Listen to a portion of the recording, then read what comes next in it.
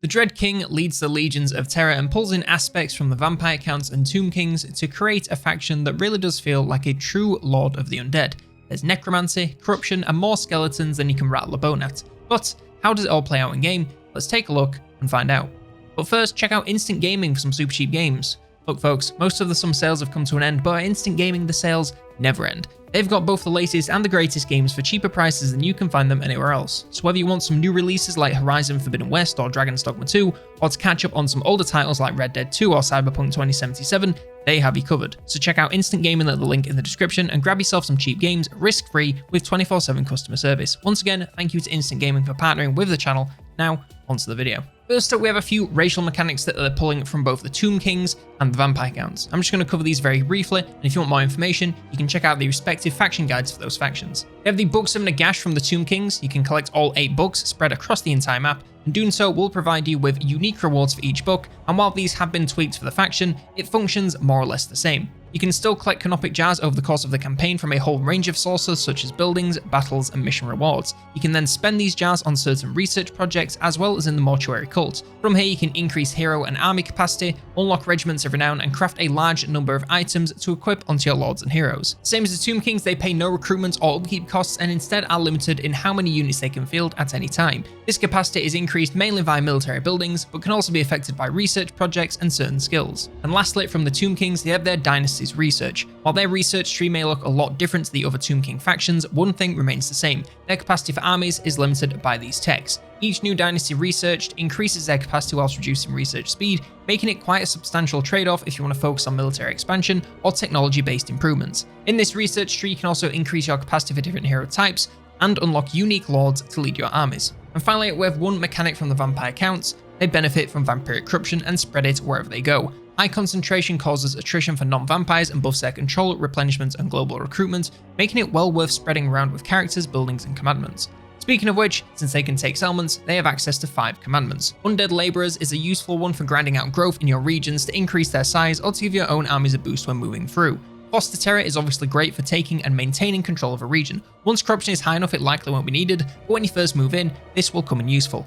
Bat Swarms is useful for when enemies are in your lands and you want every advantage you can get to take them out, either in ambushes or normal battles. Evocation of Nagash is great when recruiting or healing up post-battle, and Ancient Glory is useful to have on at all times since the Tomb King economy isn't the greatest, so earning just a little bit more can come in useful. Also great for saving some money when building, so never a bad idea. This mod comes with just one faction, the Legion of Terror, led by the Dread King. They start out in the Pools of Despair with 2 skeleton hoplites, some mummies, royal peltasts, royal guard cavalry, a skeletal elephant, and the legendary hero Gunther Larenscheld.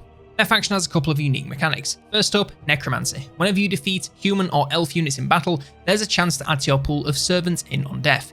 Each unit here has a specific enemy type that has a chance to increase the pool when killed, so if you're looking to make full use of this, it can be worth seeing what you need and targeting those units in your battles to wipe them out completely. Alongside the humanoid units, there's also a number of monsters, and similarly, these can only be summoned after taking out the fleshy versions of themselves. Essentially, if you want to use these units, you're going to have to hunt down their living counterparts first. Once there's some capacity here, you can instantly recruit them into one of your armies at no cost, making it a great option for quickly filling them up, though not overly reliable. They also have their own set of unique rites. Rite of Endless Legions is great for when doing a lot of recruitment. Rite of Necromancy is useful when taking part in a lot of conquests and taking new lands. Rite of Awakening is good for rushing growth, and Rite of Conquest is another useful one for general battling with specific units. And lastly, for the rest of their faction effects, they go on better with the Followers of Nagash and Vampire factions, and get on worse with the rest of the Tomb Kings. And of course, they spread corruption wherever they go, and have a slightly increased Winds of Magic capacity.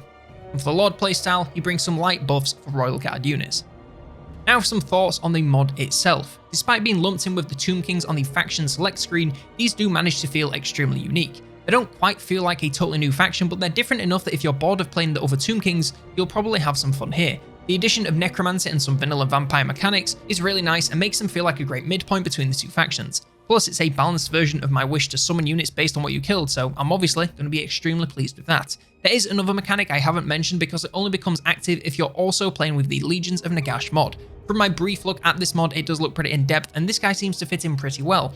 But in the interest of reviewing this mod based on its own merit, I've not included it here. I'll get more into the roster in the battle video, but having so many new units really makes this faction feel extremely unique, even though they're essentially just mashing together two vanilla factions with a couple of new bits sprinkled on top. If I was to have one complaint, it's that you don't really have a lot of direction in your campaign.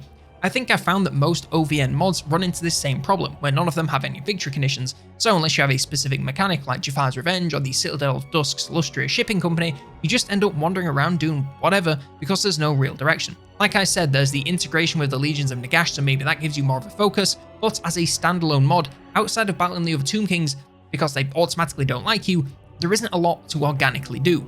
I've said this multiple times, but I really do feel like they need to put a bit more effort into the victory conditions for these mods, because everything else is really well done, balanced, and lore accurate. Surely they can think of some lore reasons, have a specific faction to take down or a location to fight over, just something to give this campaign some direction. To be clear, I very much like this mod and think it's another great addition to the game that's well worth checking out if you're a fan of the undead.